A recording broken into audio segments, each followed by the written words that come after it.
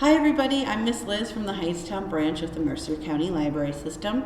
Today I have some book suggestions for you for all ages and stages from toddler to teen and everyone in between.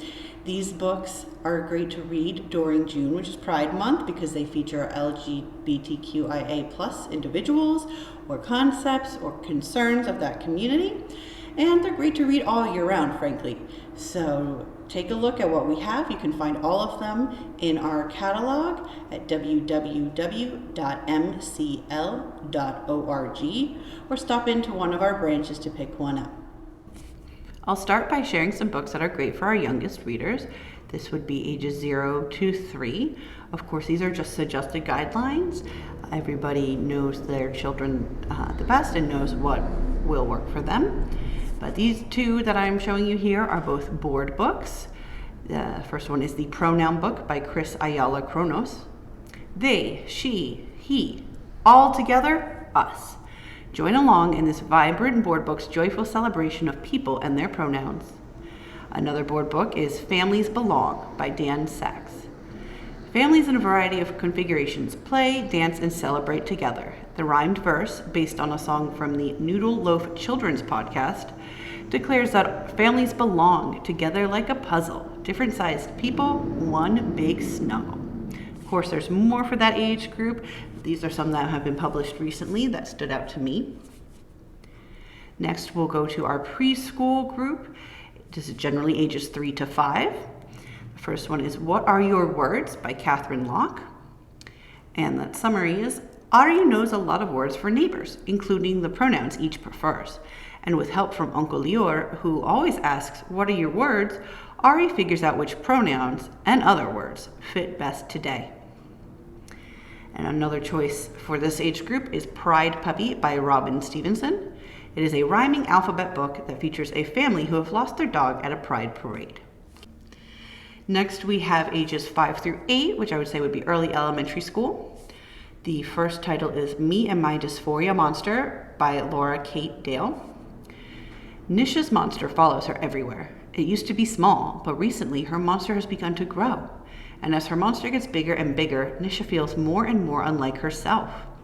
When people refer to her as a boy, or when she tries to hide her true gender identity, Nisha's dysphoria monster grows larger and larger. Until one day, Nisha meets Jack, a trans man who shows Nisha how she can shrink her dysphoria monster back down to size. The next title for this age group is called Pink, Blue, and You by Elise Gravel. And it explores questions like, is it okay for boys to cry? Can girls be strong? Should girls and boys be given different toys to play with and different clothes to wear? Or should we all feel free to love whoever we choose to love? This is an easy to grasp concept book that helps start some of those conversations. The next age group is ages 8 through 12 years, and this would be the middle grades. Our first title here is called Answers in the Pages by David Leviathan. When Donovan left his copy of The Adventurers on the kitchen counter, he didn't think his mom would read it, much less have a problem with it. It's just an adventure novel about 2 characters trying to stop an evil genius. But soon the entire town is freaking out about whether the book's main characters are gay. Donovan's mom is trying to get the book removed from the school curriculum, and Donovan is caught in the middle. The next title for this age group is The List of Things That Will Not Change by Rebecca Stead. Despite her parents' divorce, her father's coming out as gay, and his plans to marry his boyfriend, 10-year-old Bee is reassured by her parents' unconditional love, excited about getting a stepsister, and haunted by something she did last summer at her father's lake house. Our next group was teens, ages 13 to 15, so our younger teens. The first one is Bitter by Akwaeke Emezi. After childhood in foster care, Bitter is thrilled to have been chosen to attend Eucalyptus, a special school where she can focus on her painting, surrounded by other creative teens. But outside of this haven, the streets are filled with protests against the deep injustices that grip the city of Lucille.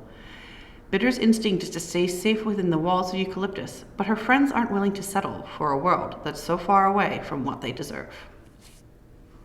Another title for this age group is called Between Perfect and Real by Ray Stove. Dean Foster has watched enough YouTube videos and done enough questioning to be sure he's a trans guy. But everyone at his high school thinks he's a lesbian, including his girlfriend Zoe and his theater director, who just cast him as a non-traditional Romeo. Maybe it would be easier to wait until college to come out. But as he plays Romeo every day in rehearsals, Dean realizes he wants everyone to see him as he really is now. Not just on stage, but everywhere in his life. And here are some titles for our older teens, ages 15 to 18 plus. Of course, the great thing about YA literature, it's available for everybody. This is called If I Can Give You That by Michael Gray Bulla. 17-year-old Gael, a trans boy, learns to let his walls down while finding community, discovering his sexuality, falling in love, and navigating difficult family situations. And our last title that we'll discuss today is Lies We Sing to the Sea by Sarah Underwood. So this one features some ancient Greek mythology. Hanged in an annual sacrifice ritual to Poseidon, 17-year-old oracle Leto awakens on an island inhabited by Melantho, a strange immortal girl with oceanic powers, who tells Leto that the only way to break Poseidon's curse is to return to Ithaca and kill the prince. There's lots of action in that one. So all of these titles have been published within the last 3 or so years, and there's many more like them that represent all kinds of different members of the LGBTQIA plus community. You're welcome to go onto our website, www.mcl.org, to take a look for these titles and more. And we hope to see you in the library soon. Thank you.